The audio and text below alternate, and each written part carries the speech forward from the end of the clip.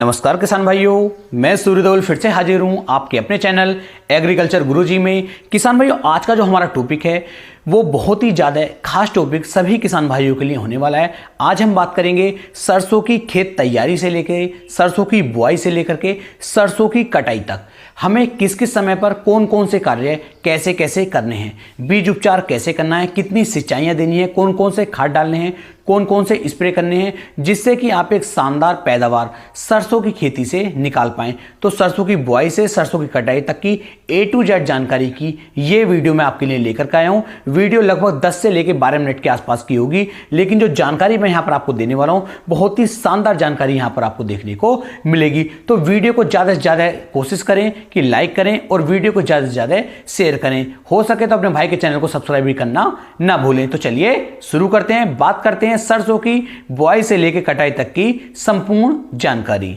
सबसे पहले बात कर लेते हैं किसान भाइयों, सरसों की बुआई जो हमें करनी चाहिए कितने तापमान पर करनी चाहिए। तो हमेशा ध्यान दें, यदि तापमान 25 डिग्री सेल्सियस से 30 डिग्री सेल्सियस के आसपास है तो ये सरसों की बुआई के लिए एक उपयुक्त तापमान रहता है।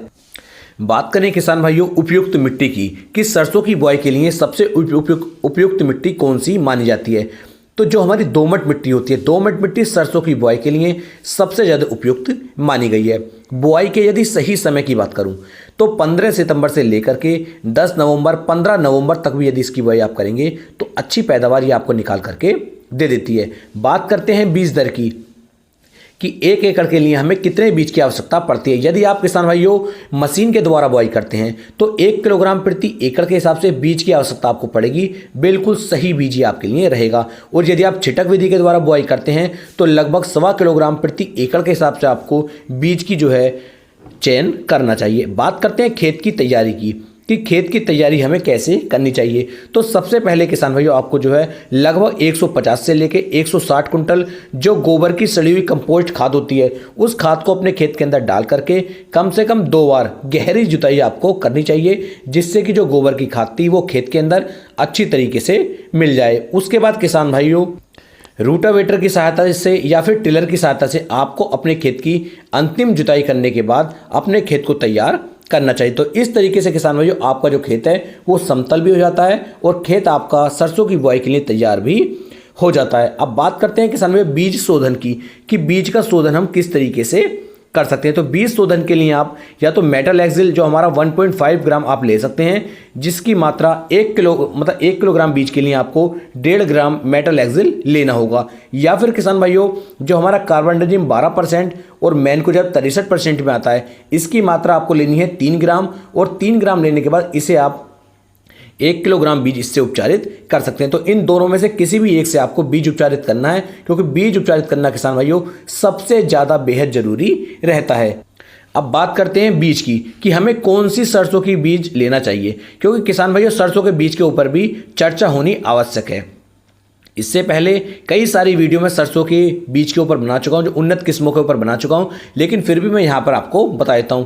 यहां पर किसान भाइयों आप जो है पायोनियर की 45S46 का चयन कर सकते हैं, या फिर बायर की प्रो एग्रो 5222 का उपयोग कर सकते हैं, या फिर किसान भाइयों जो हमारी SVJ 64 आ रही है आप इसका उपयोग भी कर सकते हैं, या फिर SVJH 84 का उपयोग भी कर सकते हैं। या फिर किसान भाइयों आपके क्षेत्र के अंदर जो सबसे अच्छी प्रचलित किस्मों, जिस किस्म पर आप भरोसा करते हो, जिस वैरायटी पर आप भरोसा करते हो, आप उस वैरायटी का चयन भी कर सकते हैं। तो इस तरीके से बीज के ऊपर भी पूरी बातचीत हो जाती है। अब बात करते हैं खाद की कि कौन कौन से खाद सरसों की बुआई के समय हमें उपयोग में लाने चाहिए। तो इसके लिए किसान भाइयों आपको सिंगल सुपर फास्फेट की मात्रा 100 किलोग्राम प्रति एकड़ के हिसाब से लेनी चाहिए, जबकि इसके अंदर आपको यूरिया की जो मात्रा है वो लेनी है लगभग 35 किलोग्राम प्रति एकड़ के हिसाब से।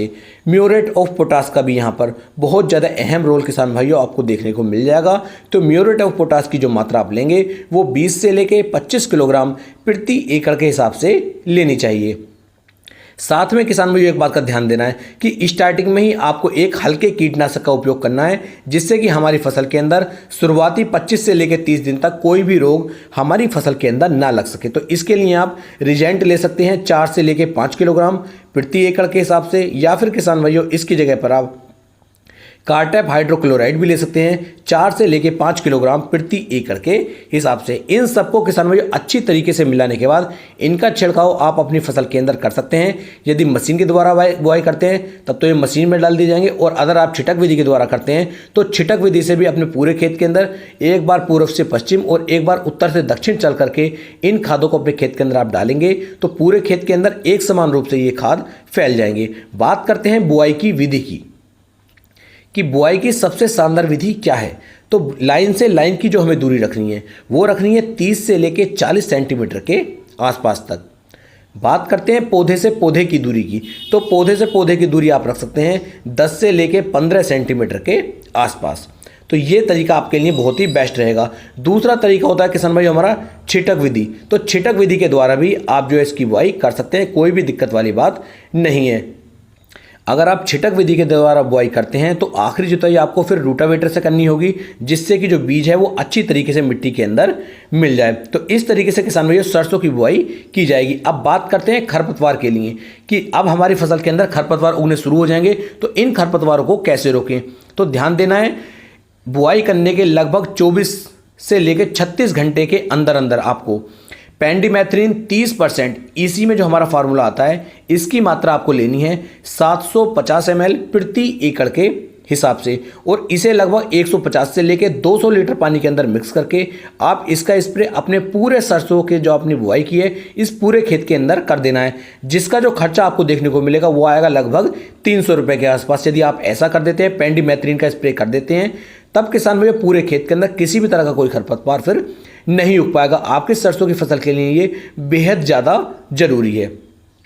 बात करते हैं किसान भैया अब सिंचाइयों की कि कितनी सिंचाइयाँ किस किस समय पर हमें करनी है। तो पहली जो सिंचाई हमें करनी है बुआई से लगभग 25 से लेकर 30 दिन पर आपको पहली सिंचाई करनी चाहिए। इस समय पर किसान भैया यूरिया की मात्रा आप ले सकते हैं लगभग 25 से लेकर 30 किलोग्राम प्रति एकड़ के हिसाब से।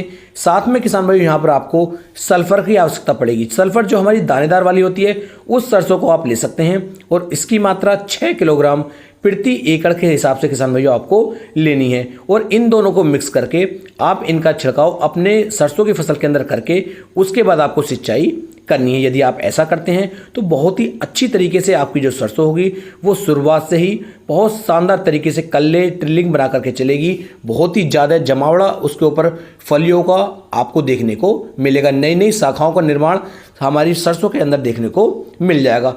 दूसरी जो सिंचाई किसान भाइयों आपको करनी है वो करनी है किसान भाइयों बुआई से जब हमारी फसल लगभग 50 दिन की हो जाती है उस समय पर किसान भाइयों आपको जो है एक स्प्रे करना है। तो स्प्रे जो आप यहाँ पर करेंगे इमिडाक्लोप्रिड 17.8% SL फॉर्म में जो हमारा टेक्निकल आता है इसका स्प्रे यहाँ पर आपको करना चाहिए। और इसका स्प्रे आप 1 ml प्रति लीटर के हिसाब से यदि करेंगे तो आपकी फसल के ऊपर किसी भी तरह के कीटों का अटैक फिर बिल्कुल भी नहीं हो पाएगा। और इस स्प्रे को करने के बाद आप अपनी सरसों की जो है सिंचाई फिर कर सकते हैं। अब बात करते हैं उर्वरकों की मात्रा की। उर्वरकों की जो मात्रा है वो हमें किस तरीके से ध्यान में रखनी चाहिए। तो उर्वरक जो किसान भाइयों मैंने आपको बताए हैं, यानी कि एक तो बुआई के समय पर आप खाद डालने हैं और एक पहली पानी पर आपको खाद डालने हैं। उसके बाद आपको किसी भी खाद को डालने की आवश्यकता नहीं पड़ती है। अब बात करते हैं रोगों की कि कौन कौन से रोग हमारी फसल के अंदर ज़्यादातर लगने को मिलेंगे। जो सरसों की फसल के लिए सबसे हानिकारक कीट है वो है किसान भाइयों मोइला या चैपा, जिसे हम एफिड भी कह सकते हैं। ये हमारे पूरे पौधे को ऊपर से गोंद देता है, इसे चिपका लेता है, जिससे कि जो हमारी फसल है फिर वो पैदावार नहीं दे पाती है। उस कंडीशन में आपको थायामेथोक्सम 25% WG जो हमारा टेक्निकल आता है इसकी मात्रा आपको 10 ग्राम प्रति 16 लीटर वाला जो हमारा टैंक होता है उसके अंदर डाल करके आपको इसका स्प्रे अपनी सरसों की फसल के ऊपर करना है। यानी कि 8 से लेकर 10 ग्राम की मात्रा आपको थायामेथोक्सम की ले लेनी है और 15 से 16 लीटर वाले पंप के अंदर डाल करके आप इसका स्प्रे करेंगे तो शानदार पैदावार आपको निकाल करके देगा। इसके अलावा जो हमारी फसल के अंदर ज़्यादातर आपको देखने को मिलेगा सफ़ेद रोली का अटैक, अल्टरनेरिया का अटैक, डाउनी मिल्ड्यू का अटैक। यदि इनमें से किसी भी बीमारी की समस्या आपको लगती है, कोई भी फंगस आपकी फसल के अंदर आपको देखने को मिलती है, उस कंडीशन में किसान भाइयों आपको लगभग 3 से लेकर 4 ग्राम प्रति लीटर के हिसाब से जो हमारा प्रोपिनिव 70% WP टेक्निकल आता है, इस टेक्निकल को ले लेना है 3 से 4 ग्राम प्रति लीटर के हिसाब से, और इसका स्प्रे आप अपनी फसल के ऊपर करेंगे तो चाहे तो सफ़ेद रोली हो, अल्टरनेरिया हो या डाउनी मिल्ड्यू हो, सभी तरह की फंगस पर ये अच्छा कंट्रोल आपको निकाल करके देगा। तो इस तरीके से सभी तरह की फफूंद जनित बीमारी आप अपनी फसल के अंदर से खत्म कर पाएंगे। यदि फसल की बढ़वार अच्छी नहीं है तो आप सागरिका या बायोविटा या फिर इसाबियोन, इन तीनों में से किसी भी एक का आप उपयोग करके अपनी फसल की बढ़वार को अच्छी तरीके से बढ़ा भी सकते हैं और शानदार रिजल्ट किसान भाइयों निकाल सकते हैं। इसके बाद आपको ध्यान देना, जब आपकी जो फसल है लगभग पक चुकी हो, यानी कि लगभग 50 से लेकर 60% जो बालियां हैं वो आपकी हल्की हल्की पीली सी पड़ रही हैं, तो आप समझ सकते हैं आपकी जो फसल है ये कटने के लिए अब तैयार है। तो उस समय पर किसान भाइयों आपको अपनी सरसों की फसल की कटाई करवानी चाहिए। ध्यान दें, जिन किस्मों का आप चयन कर रहे हैं वो किस्में, वो बीज तिड़कते ना हो, क्योंकि जब हमारी फसल पकने की अवधि की तरफ चलती है तो जो फलियां होती हैं वे तिड़कनी शुरू हो जाती हैं